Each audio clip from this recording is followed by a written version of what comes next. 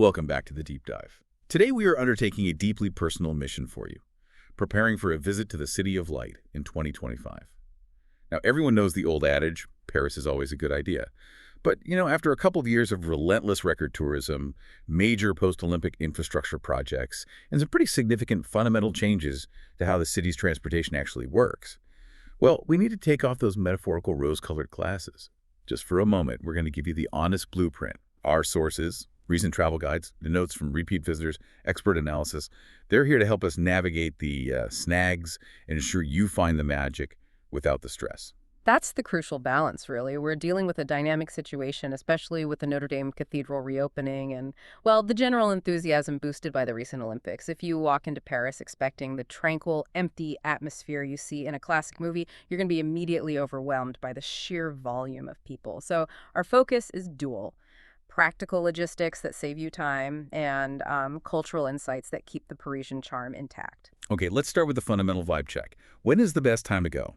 The consensus advice from, well, pretty much every travel report is extremely clear on one point. Do not visit between June and August. Absolutely. Those summer months bring with them not just hordes of tourists, but the real danger of sweltering heat waves. Right. And this is a massive issue because older European cities, Paris included, are simply not built for that level of heat. Air conditioning is scarce. Very scarce. We're talking about fewer than 5% of European households having AC, and that extends to many beautiful centuries-old hotels and even parts of the public transit system. It turns a beautiful summer day into an oppressively hot, difficult logistical challenge. So if summer is out, the advice points heavily toward those beautiful shoulder seasons. We're talking late spring, March through May, or early fall, September and October. Yeah. You get mild weather and, crucially, fewer crowds. Definitely better. If you want something entirely unique, though, the holiday season starting mid-November is recommended. There's a wonderful romanticism, especially around the elaborate department store window displays and Christmas markets. Moving from timing to the actual physical sites, preparation is like your shield against the crowds. For example, Notre Dame has officially reopened, which is fantastic news. It is. But you must expect very large crowds and a typical 15-minute queue, which balloons during peak hours. The great part is entry is free, and the new system allows you to book that free access online just a few hours ahead of time. That should help you bypass the main entrance chaos. Okay, good tip. And when it comes to the world's most famous museum, the Louvre, they're trying to manage their popularity by capping daily visitors at 30,000. That's right. That is a firm ceiling. This means the old tactic of just showing up and hoping for the best is definitively gone. This must be a pre-booked experience, right? It has to be. That cap is in place to manage flow and improve the visitor experience, but it means if you wait until the last minute, those 30,000 slots will be gone, especially during shoulder season. Yeah. Pre-booking is non-negotiable for the big institutions now. Okay, that covers the logistical crowds. Now let's talk about the aesthetic obstacles, specifically construction. The iconic postcard-perfect views of the Eiffel Tower from the Trocadero. You need to dramatically reset that expectation for your 2025 trip. That entire area is undergoing an enormous project designed to pedestrianize and modernize the space for the future. The travel reports confirm the iconic cannons are out of commission, the carousel is gone. Oh, wow. And the whole area is essentially a massive construction zone, severely impacting those classic photo locations. So you'll have to get very creative, perhaps finding an alleyway or a slightly odd angle for your shot. Exactly. Which leads us to a highly practical tip for accommodation.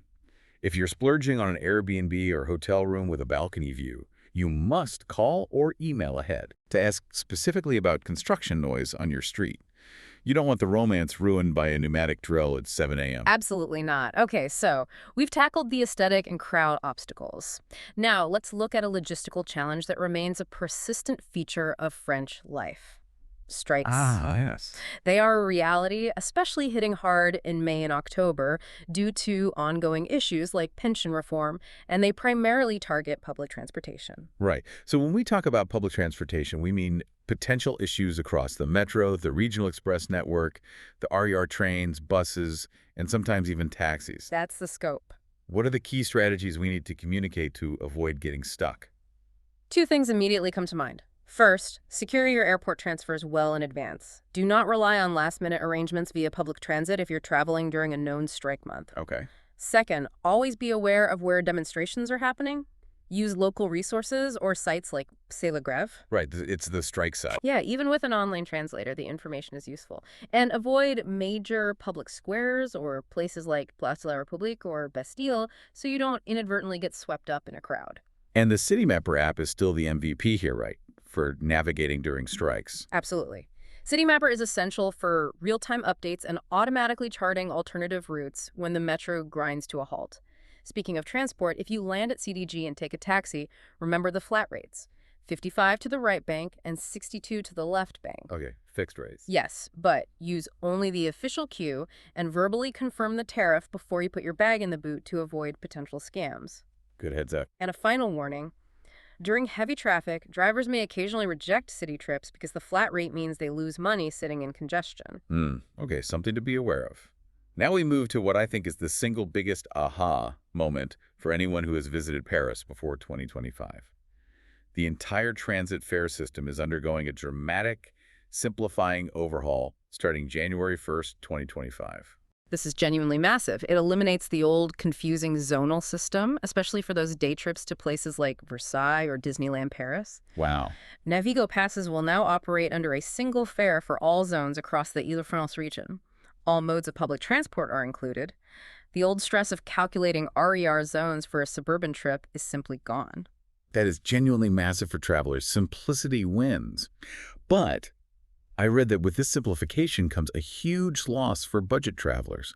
They're killing the discounted 10-pack of paper tickets, the famed Carnet. Isn't that one step forward, one step back? It is, yeah. For those who relied on that paper discount, the paper carnets are being phased out entirely, and the option to load the discount onto a card ends officially on January 2025. They want a fully digital system. So while you lose the discount bundle, the single-ride T Plus tickets, and the T stands for transport, are unified at 2.50 for a metro or RER ride, or $2 for buses and trams, 2.50 euro if purchased on the bus.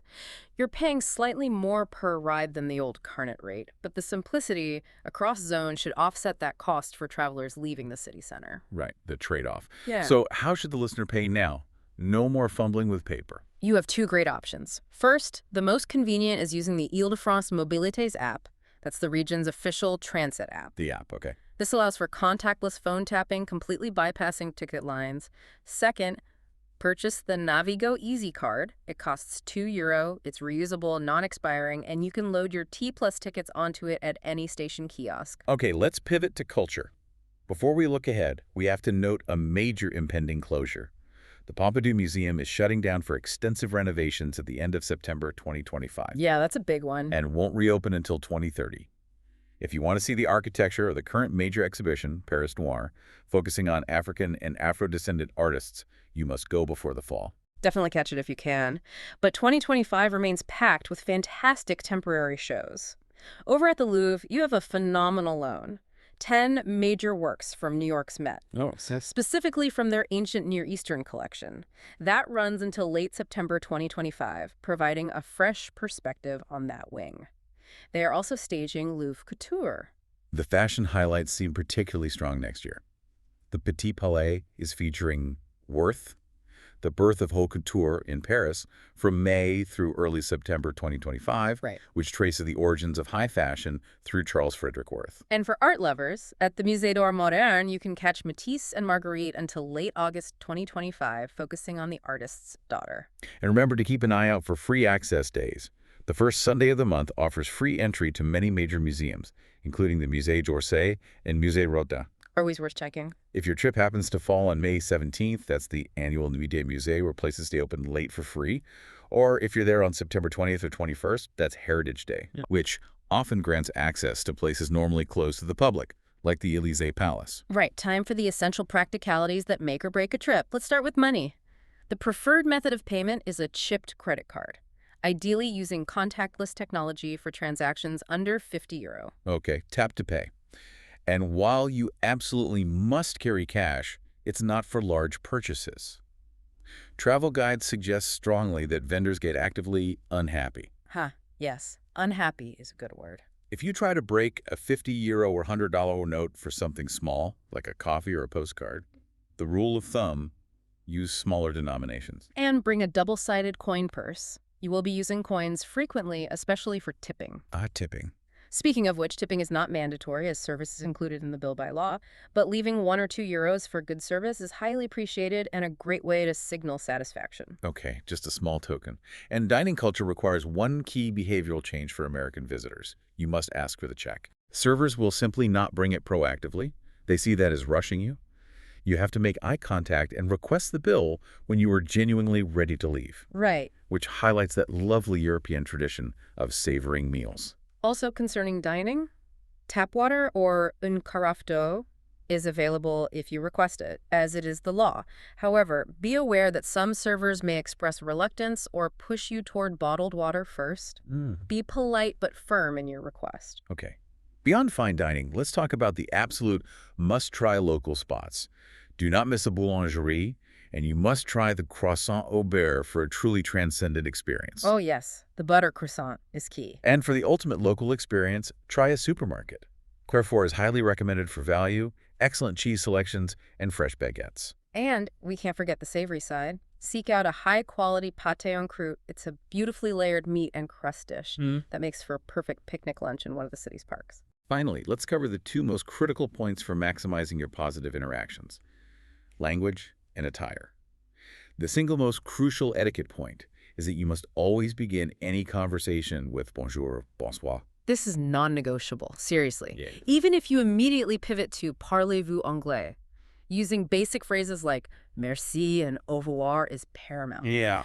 The 2 seconds it takes to say bonjour can instantly change an interaction from cold efficiency to genuine warmth. Parisians deeply appreciate the effort, regardless of your fluency. And your attire matters just as much. The key is to avoid looking like the typical tourist. That means avoiding Uggs, Crocs, yoga pants, gym shorts, or novelty shirts. Please, no. You don't need to dress in haute couture, but dressing nicely, meaning simply avoiding sloppiness, ensures significantly better interactions and shows respect for the culture. It's a key strategy for blending in and enhancing your experience. Appearance and effort are your secret weapons in Paris. They really are. This has been incredibly specific and illuminating. So the three biggest takeaways for your 2025 trip are these. First, celebrate the new Metro simplicity, but, be ready for the loss of the discounted carnet. Right, that trade-off. Second, target those beautiful shoulder seasons and plan around potential spring strikes. And third, pre-book major attractions well in advance to beat the Louvre's 30,000-person cap. Precisely. And remember what one travel expert noted. The true point of Paris is not to approach it checklist style. While 5 to 7 days is an ideal amount of time for a first-time visitor to strike a balance between necessary sightseeing and cultural immersion, your ultimate goal should be savoring the city. The value of Paris is in the culmination of its culture, the ambiance, and the small moments, far more than just the landmarks themselves. So here is the final provocative thought we leave you with. Now that you know you must pre-book or maybe even skip some major attractions, what is one single, non-museum, non-monument moment you will prioritize to simply savor the city? Will it be dedicating an afternoon entirely to people watching at the fountains of the Jardin du Palais Royal? Or perhaps spending a quiet evening exploring the cobbled streets and finding a hidden cafe in Le Marais? Focus on that deliberate savoring, and you will have the trip of a lifetime, snags and all. That's it for this deep dive. We hope you feel thoroughly prepped and ready for the 2025 City of Light. We'll talk to you next time.